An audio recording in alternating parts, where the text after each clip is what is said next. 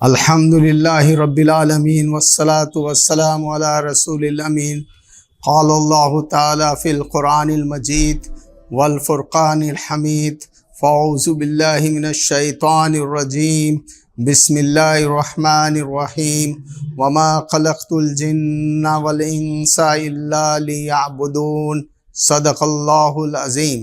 محترم بھائیوں اور بہنوں، آج میں خطبات حصے سوم کا خلاصہ بیان کرنے جا رہا ہوں، جس میں صوم و صلات کا ذکر ہے، نماز اور روزے کا ذکر ہے۔ نماز کے تعلق سے پہلے عرض کیا جائے گا، آپ کو کل بتایا گیا کہ اللہ تعالیٰ نے ہمارے مقصد زندگی بیان کیا، وہ یہ کہ وما خلقت الجن والانس الا لیعبدون، ہم نے جنوں اور انسانوں کو اس لیے پیدا کیا تاکہ وہ ہماری عبادت کریں۔ یہ عبادت کا مفہوم یہ ہے کہ اللہ کی بندگی کی جائے، ہم اس کے بندے ہیں، وہ ہمارا آقا ہے، حکم دینے والا وہ ہے، حکم کی تعمیل کرنے والے ہم ہیں، قانون کا دینے والا ہے، قانون پر چلنے والے ہم ہیں، ہر حال میں اللہ کی بندگی کرنا ہے۔ اور جو بھی ہم دنیا کا کام کرتے ہیں، چاہے بیوی بچوں کے درمیان ہو، چاہے نوکری کر رہے ہوں، اس میں اسلامی تعلیمات کا پاس و لحاظ رکھا جائے گا تو وہ بھی عبادت میں شمار ہوگا۔ اب اللہ تعالیٰ یہاں پر یہ فرماتا ہے کہ تمہیں ہماری عبادت کے لیے بنایا گیا ہے، اور تمہارا کام یہ ہے کہ تم اللہ ہی کو اپنا آقا سمجھے اور اسی کی اپنے آقا کی اطاعت کرے اور اس کے ادب و تعظیم کو ملحوظ رکھے۔ اور نماز میں یہ تینوں چیزیں ہوتی ہیں۔ آئیے دیکھیں کہ اللہ تعالیٰ سورہ یوسف میں کیا فرماتا ہے۔ اللہ تعبدوا الا ایہ، کہ انہیں حکم دیا گیا کہ وہ صرف اللہ کی عبادت کریں، اس کے علاوہ کسی اور کی عبادت نہ کریں۔ عبادت پوری زندگی میں بندگی کا نام ہے کہ ہر کام جو اللہ کے حکم سے کیا جائے وہ عبادت میں شمار ہوگی۔ نماز 5 وقت فرض ہے، لیکن یہ بھی بتایا گیا کہ فرض نماز کے بعد آدمی کو دنیا کی زندگی میں لگ جانا چاہیے اور اللہ کے فضل اور اس کی روزی کو تلاش کرنے کی کوشش کرنی چاہیے۔ سورہ جمعہ میں فرمایا گیا فَإِذَا قُضِيَتِ الصَّلَاةُ فَانتَشِرُوا فِي الْأَرْضِ وَابْتَغُوا مِن فَضْلِ اللَّهِ، جب تمہیں نماز سے فارغ ہو جاؤ تو زمین میں پھیل جاؤ اور اللہ کے رزق کو تلاش کرو۔ من فضل اللہ، اللہ کے رزق کو تلاش کرو۔ اس کے بعد میں آپ کو یہ بتانا چاہتا ہوں کہ نماز کے فوائد کیا ہیں۔ بہت سے فوائد ہیں، لیکن چند ایک جو مولانا نے گنائے ہیں میں آپ کے سامنے بیان کروں گا۔ ایک یہ ہے کہ نماز ہمارے اندر احساس بندگی پیدا کرتی ہے، یہ احساس پیدا کرتی ہے کہ ہم اللہ کے بندے ہیں، اسی کی بندگی ہمیں کرنی چاہیے، اسی کی تعظیم ہمیں کرنی چاہیے، اسی کے حکم پر چلنا چاہیے اور اسی کی عبادت کرنا چاہیے۔ دوسرا مقصد یہ ہے کہ نماز فرض شناسی کی تعلیم ہم کو دیتی ہے، جیسے کہ 5 وقت کی نماز فرض کی گئی، ہم 5 وقت اگر نماز ادا کرتے ہیں تو فرض کو جانتے ہیں اور پہچانتے ہیں، فرض پر عمل کرتے ہیں، ہمیں پتہ ہے کہ اللہ کی طرف سے یہ فرض ہے، اس میں کوئی تبدیلی نہیں ہو سکتی۔ لا تبدیل لکلمات اللہ، اللہ کے کلام میں، اس کے حکم میں کوئی تبدیلی نہیں ہو سکتی۔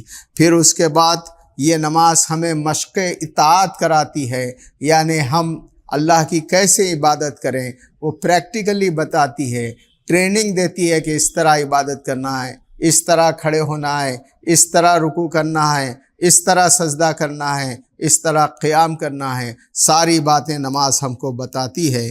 پھر اس کے بعد اپنے عملی زندگی میں یہ سب کرنا ہے۔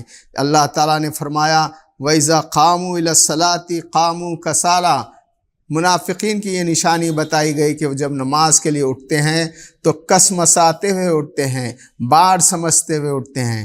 نماز ایک ایسا فرض ہے کہ حضور صلی اللہ علیہ وسلم کی زندگی میں منافقین بھی نماز پڑھتے تھے اور نماز باجماعت میں شامل ہوتے تھے، تو فرمایا گیا ان کی نماز ایسی ہوتی ہے کہ جب وہ اٹھتے ہیں تو بڑے کسمساتے ہوئے اٹھتے ہیں اور اللہ کا کم ہی ذکر کرتے ہیں۔ پھر اس کے بعد نماز ہمیں اللہ کا خوف پیدا کرتی ہے اور ہمیں برائیوں سے روکتی ہے، فحش اور منکرات سے روکتی ہے۔ یہ پانچوں وقت کی اللہ کے دربار میں حاضری ہمیں اللہ کا بندہ بنا دیتی ہے، اور یہ دل میں ہمارے بات بٹھا دیتی ہے کہ بس اللہ ہی کی اطاعت اور فرما برداری ہونی چاہیے۔ وہی مالک ہے اور وہی سب کچھ دیکھ رہا ہے۔ اس لیے قرآن مجید میں یہ فرمایا گیا، ان الصلاۃ تنہا عن الفحشاء والمنکر، بے شک نماز تمہیں روکتی ہے فحش اور بے حیائی کے کاموں میں اور برے کاموں سے۔ پھر قانون الہی سے واقفیت ہوتی ہے۔ جب ہم نماز پڑھتے ہیں مختلف صورتیں ہمارے سامنے پڑھی جاتی ہیں، اللہ کے قانون اور اللہ کے احکامات جو ہے وہ سمجھ میں آنے لگتے ہیں۔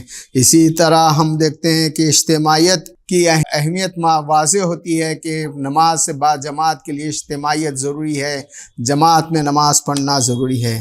نماز میں آپ کیا پڑھتے ہیں؟ مختصراً میں بیان کروں گا کہ ہم پہلے تو اذان کو لیجئے، وہ اذان کے سنہری بول، وہ ببانگ دہل مؤذن آواز دیتا ہے کہ اللہ اکبر اللہ اکبر، اللہ ہی بڑا ہے، اللہ ہی بڑا ہے۔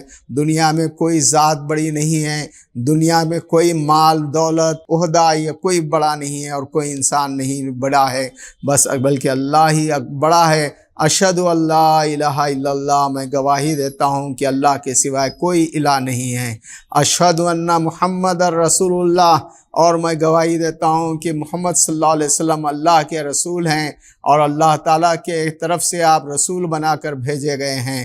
پھر اس کے بعد ہم مؤذن کہتا ہے حی علی الصلاۃ، آؤ نماز کی طرف، اسی میں بھلائی ہے، حی علی الفلاح، آؤ فلاح کی طرف، بھلائی کی طرف۔ اللہ اکبر لا الہ الا اللہ۔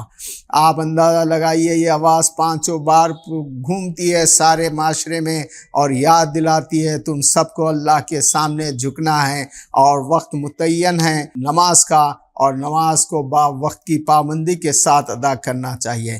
ان الصلاۃ کانت علی المؤمنین کتابا موقوتا، کہ مومنوں پر بے شک نماز وقت کی پابندی کے ساتھ مقرر کر دی گئی ہے۔ اب پھر میں آپ کو یہ بتانا چاہتا ہوں، اب قرآن میں جب نماز شروع ہوتی ہے تو سب سے پہلے ہم کھڑے ہو جاتے ہیں، اور بلکہ تکبیر تحریمہ کہتے ہیں اللہ اکبر، یہ کہہ کر نماز میں داخل ہو جاتے ہیں۔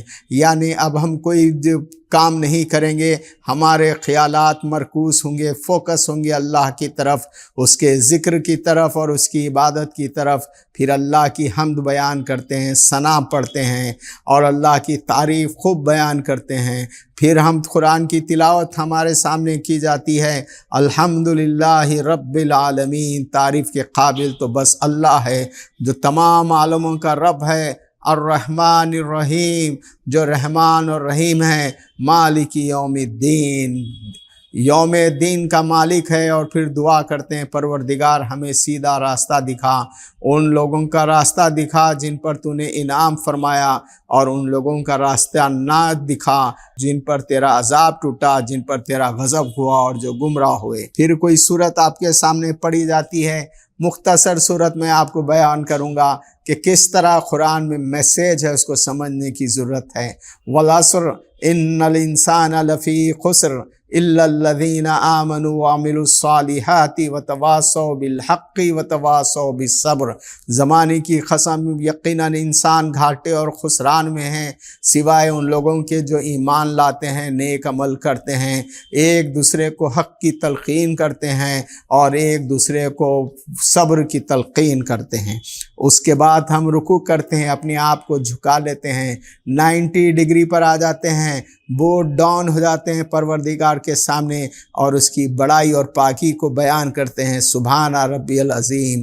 پھر کہا گیا کہ کھڑے ہو جاؤ، کھڑے ہو جاتے ہیں، سمیع اللہ لمن حمیدہ، پھر کہتے ہیں سن لیا اللہ نے ہماری بات جو ہم نے حمد کی، ہم جو کچھ اس کی حمد کرتے ہیں، تعریف کے گن گاتے ہیں، اس کو وہ سمیع و بصیر سب کچھ سن لیتا ہے۔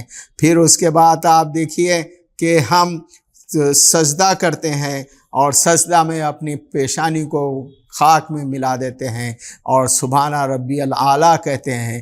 انسان کی ساری کی انتہا ہوتی ہے اور سب کچھ اللہ کے سامنے ڈال کر کہتا ہے کہ پروردگار تو سب سے بڑا ہے اور سب سے اعلیٰ ہے، تیری ہی تعریف ہے۔ اس طرح نماز میں ہم یہ سب کرتے ہیں، اور پھر دعائیں، سلام پھیرتے ہیں۔ سلام میں بھی آپ دیکھیے کہ السلام علیکم ورحمۃ اللہ جب آپ کہتے ہیں تو اس کا مطلب یہ ہوتا ہے کہ جتنے لوگ دائیں طرف آپ کے ہیں یا بائیں طرف ہیں ان سب پر سلامتی ہو اور اللہ کی رحمتیں ہوں۔ ہم سب کی سلامتی چاہتے ہیں، رحمت چاہتے ہیں، پھر اس کے بعد دعا کرتے ہیں۔ بہت سی دعائیں ہیں جو آپ کرتے ہیں۔ اب میں اس کے بعد آپ کو بتانا چاہتا ہوں، نماز با جماعت ضروری ہے۔ اللہ کے رسول صلی اللہ علیہ وسلم نے فرمایا نماز با جماعت کا اہتمام کرو۔ ایک نماز جو تم جماعت کے ساتھ ادا کرتے ہو، وہ نماز جو جماعت سے ادا نہیں کرتے اس سے وہ 25 گنا یا 27 گنا بڑھ کر ہے۔ پھر اس کے بعد اس کے فائدے بیان کیے گئے۔ قرآن میں بھی کہا گیا وَارْكَعُوا مَعَ الرَّاكِعِينَ، رکوع کرنے والوں کے ساتھ رکوع کرو۔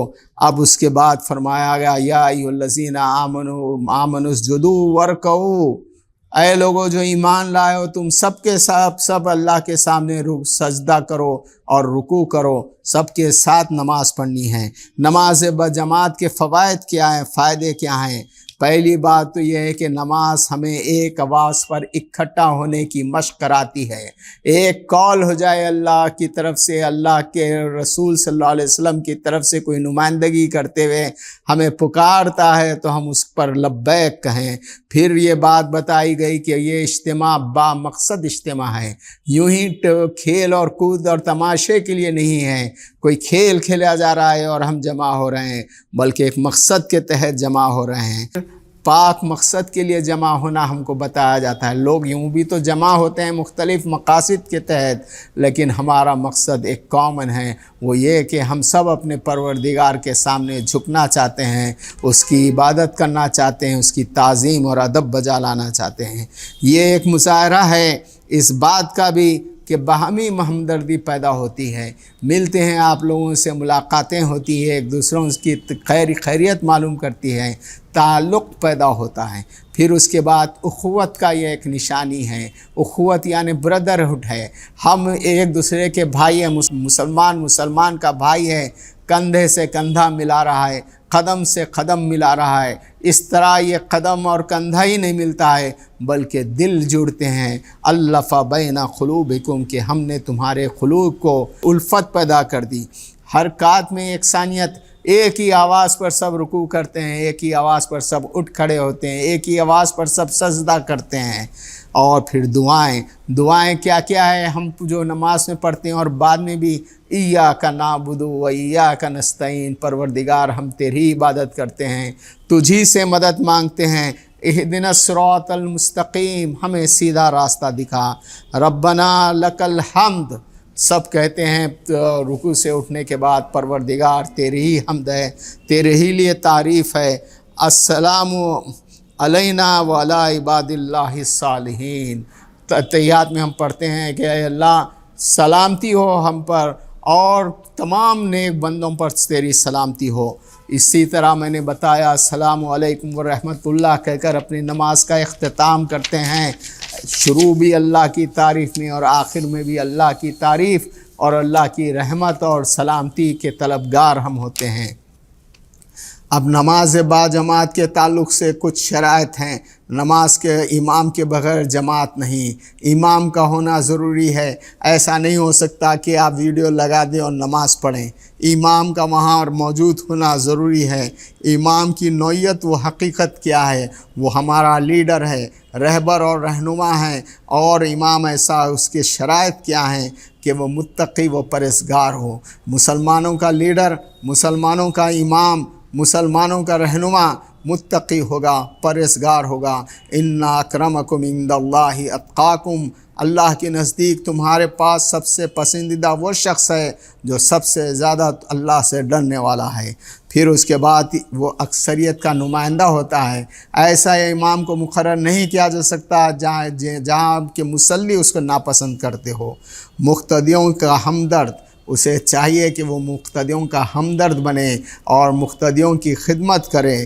پھر اس کے بعد فرمایا گیا معذوری میں جگہ خالی کر دے، یعنی اگر وہ نماز نہیں پڑھا سکتا ہے، کچھ معذوری ہو گئی، کوئی تکلیف ہو گئی، تو اپنی جگہ خالی کرنا چاہیے۔ اسی طرح ہمارا لیڈر بھی ایسی ہونا چاہیے کہ مرتے دم تک بیٹھا ہوا ہے اور لیڈر بنا ہوا ہے، کچھ کام نہیں ہو رہا ہے، اس کو چاہیے کہ وہ جگہ خالی کرے اگر وہ بیمار پڑ گیا ہے۔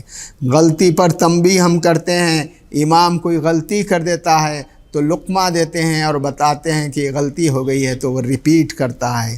امام کی کامل اطاعت کا حکم دیا گیا، امام سے آپ پہلے اور امام کے بعد رکوع و سجود نہیں کرنا چاہیے، بلکہ جیسے ہی امام اللہ اکبر کہتا ہے اس کا را اور آپ کا الف شروع ہو جانا چاہیے۔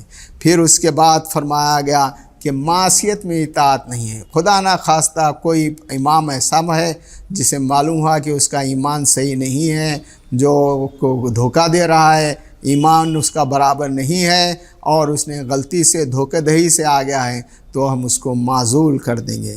نمازیں بے اثر کیوں ہو گئی ہے؟ مولانا مودودی نے بتایا ہے، گھڑی کی مثال دی ہے اور بتایا ہے کہ گھڑی میں ہر پرزہ اپنے دوسرے پرزے سے مل کر کام کرتا ہے، اس کا مربوط ہونا ضروری ہے۔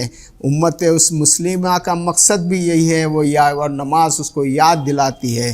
کنتم خیر امت اخرجت للناس تأمرون بالمعروف وتنہون عن المنکر وتؤمنون باللہ، تم وہ بہترین امت ہو جو لوگوں کی بھلائی کے لیے برپا کی گئی ہے، تم لوگوں کے سامنے نیکی کا حکم دیتے ہو، برائی سے روکتے ہو اور اللہ رب العالمین پر ایمان رکھتے ہو۔ پھر فرمایا گیا تم ایک بہترین امت ہو، وَكَذَلِكَ جَعَلْنَاكُمْ أُمَّةً وَسَطًا لِتَكُونُوا شُهَدَاءَ عَلَى النَّاسِ، اسی طرح ہم نے تم کو بیچ کی امت بنایا ہے تاکہ تمام لوگوں پر تم گواہ ہو اور رسول صلی اللہ علیہ وسلم تم پر گواہ ہو۔ وعد اللہ الذین آمنوا منکم وعملوا الصالحات لیستخلفنہم فی الارض، اللہ تعالیٰ فرما رہا ہے کہ نماز سے ہم تمہیں امامت کے درجے پر پہنچاتے ہیں۔ اللہ کا وعدہ ہے ان لوگوں سے جو ایمان لاتے ہیں اور نیک اعمال کرتے ہیں کہ ہم ان کو زمین میں خلیفہ بنائیں گے، زمین میں تمکینت عطا فرمائیں گے۔ پھر اسی طرح اللہ تعالیٰ نے یہ بھی بتایا وَقَاتِلْهُمْ حَتَّى لَا تَكُونَ فِتْنَةٌ وَيَكُونَ الدِّينُ كُلُّهُ لِلَّهِ، ان سے قتال کرو، لڑو، یہاں تک کہ دین پورا کا پورا اللہ کے لیے ہو جائے اور اللہ کے علاوہ اور کسی کی بڑائی، کسی کا قانون نہ چلے۔ اسلامی احکام مربوط ہیں جیسے گھڑی کے پرزے مربوط ہوتے ہیں، متفرق پرزوں کا کوئی کارآمد نہیں ہے۔ ہم اگر متفرق ہیں تو کارآمد نہیں ہے، ہمیں ایک جماعت ہو کر رہنے کا حکم دیا گیا ہے۔